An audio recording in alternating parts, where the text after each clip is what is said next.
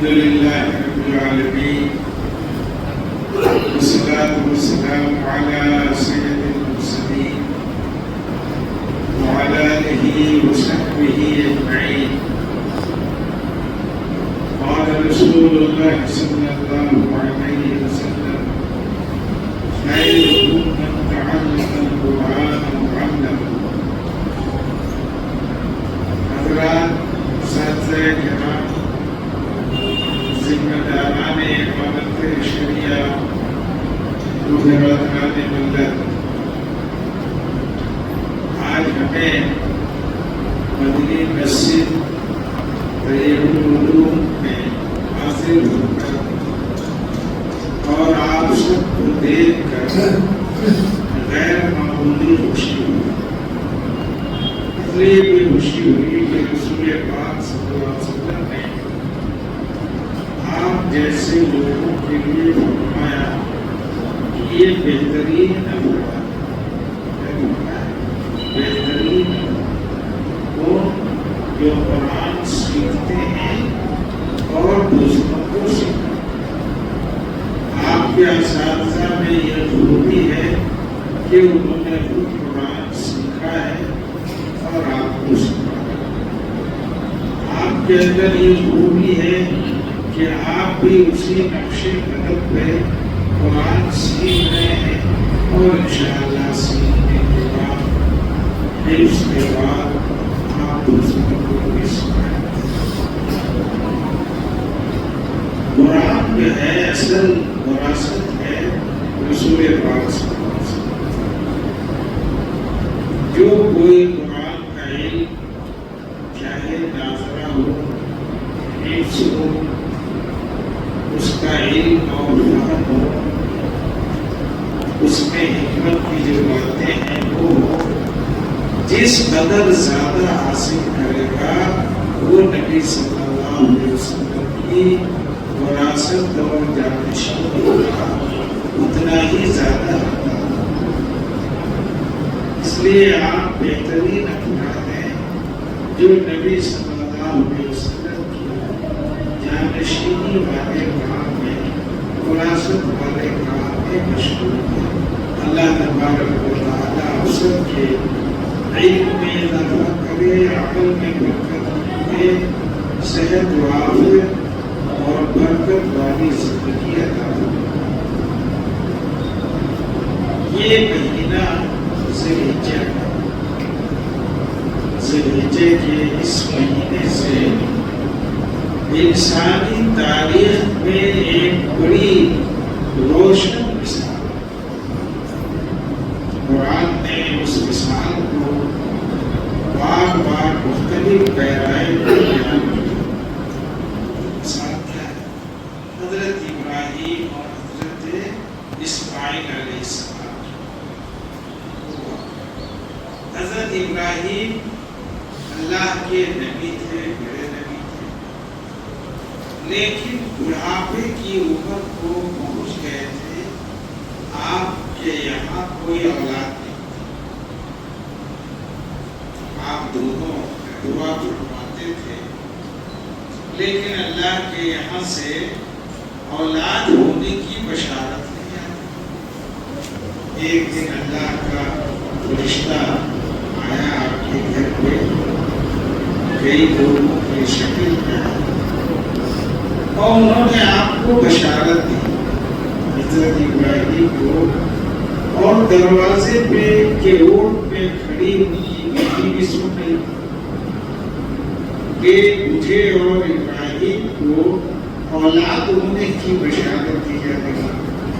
ان کو بڑا تعجب ہوا. اس تعجب میں انہوں نے اپنا سر پہ ہاتھ مارا کہ اس عمر میں جب بڑھاپے کو میں پہنچ گئی ہوں، بھلا مجھے کوئی اولاد ہوگی؟ فرشتوں نے کہا کہ اللہ کا حکم ہے ایسا ہی ہوگا. چنانچہ ایسا ہی ہوا. حضرت ابراہیم کے یہاں حضرت اسماعیل علیہ السلام کی ولادت ہوئی. جب بچہ کچھ شعور کو پہنچا تھوڑا سا، تو وہاں سے پھر آپ کے آزمائش اور امتحان کا ایک دور شروع ہوگا۔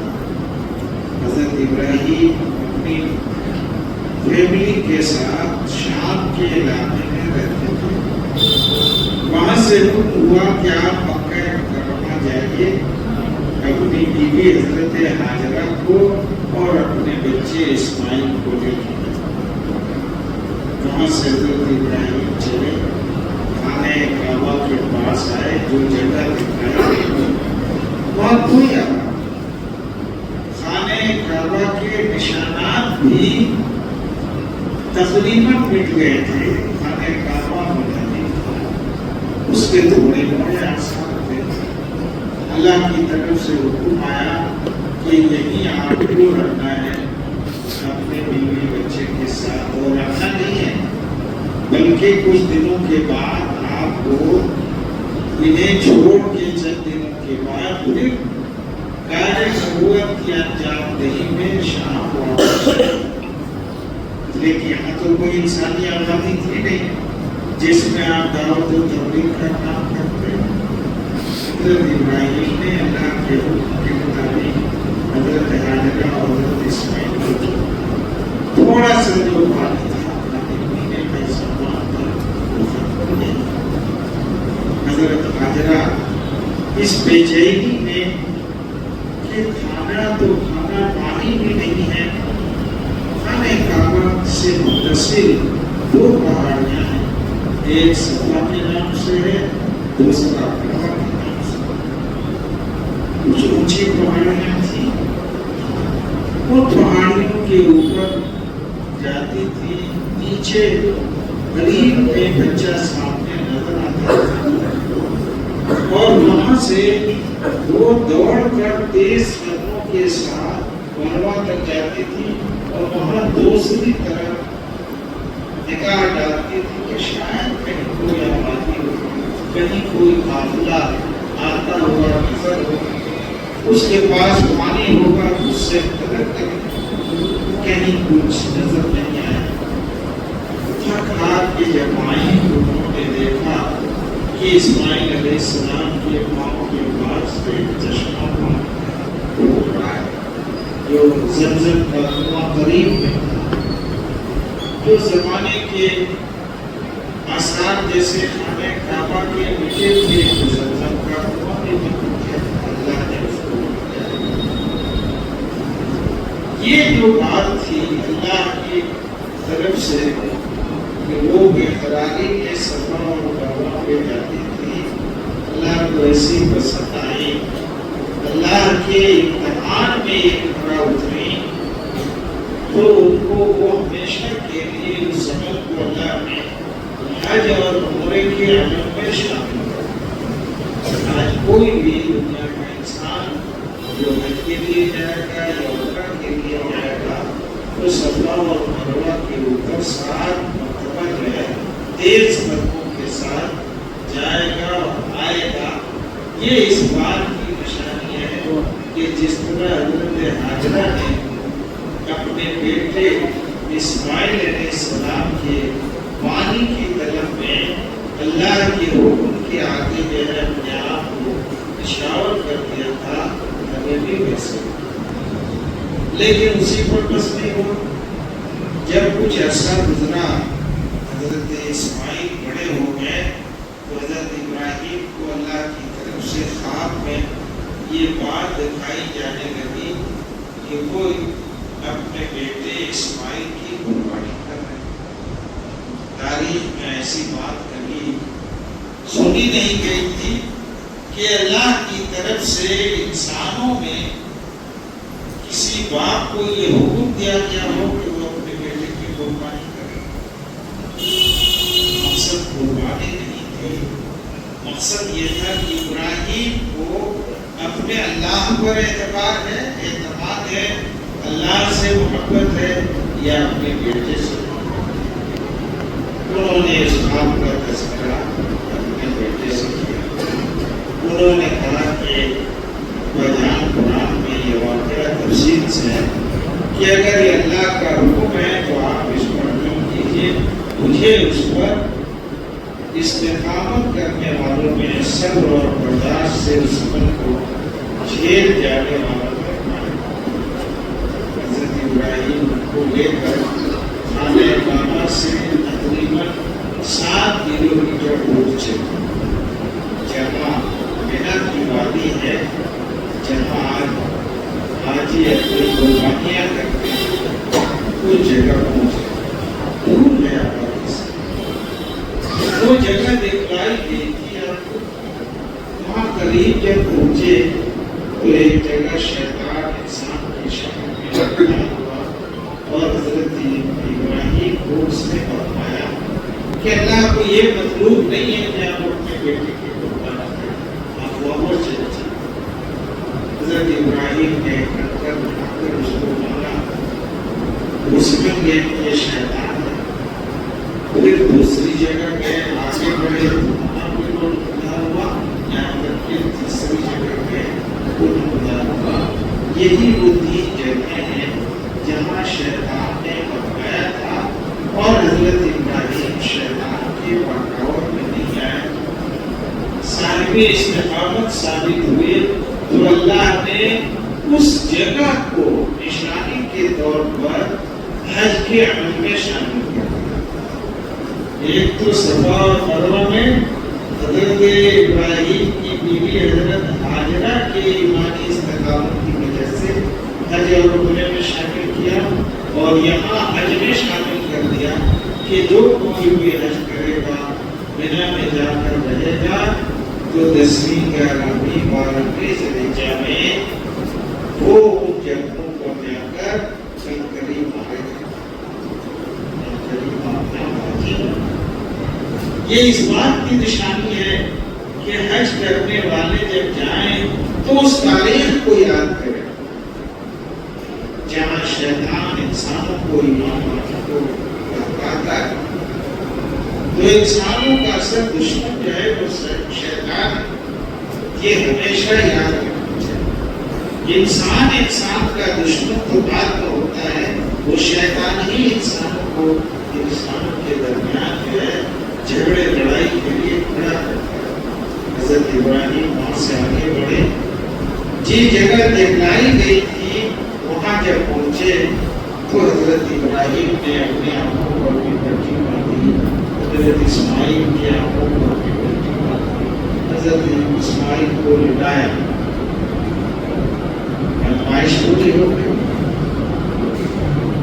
اللہ کی طرف سے جیسے ہی لٹایا، قربانی کرنے کے لیے، ذبح کرنے کے لیے اللہ کی طرف سے آواز اٹھاؤ، تم نے اپنی جو نیت تھی وہ پوری کر دی، وہ فدینا ہو جیسے نصیب۔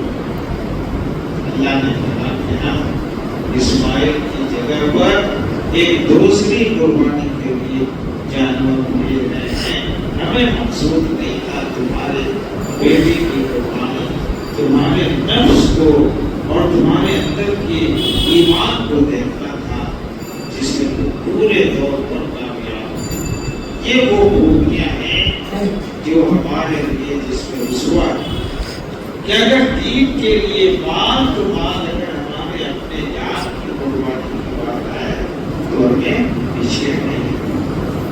یہ جو قربانی کرتے ہیں یہ اسی کی مثال ہے، لیکن اللہ نے فرمایا کہ بھئی اس قربانی سے اللہ کو اس کا جانور کا گوشت یا خون یہ اللہ کو مطلوب نہیں، کیا مطلوب ہے؟ بولا کہ بھی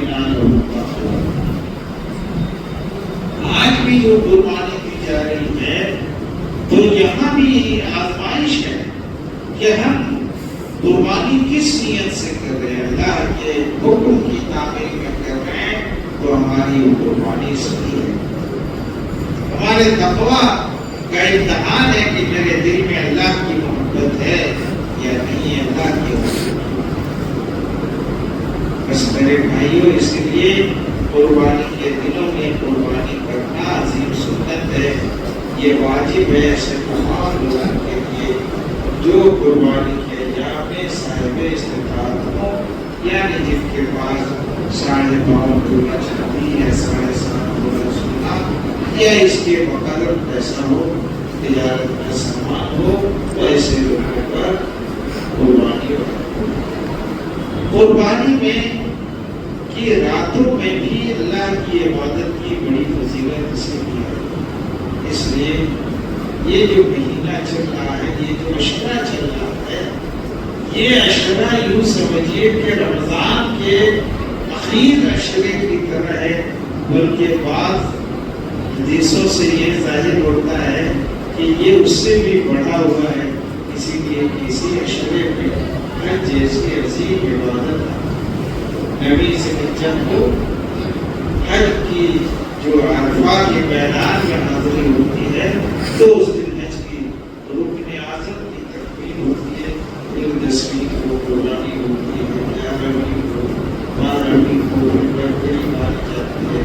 مزدلفہ میں نبی کے بعد والی جو رات ہے 10ویں کی وہ گزاری جاتی ہے. پھر کھانے کا وقت ہے. آپ جس کام میں ہیں یہ چیز جو ہے یہ قربانی کس لیے ہے؟ یہ علم ہونا چاہیے.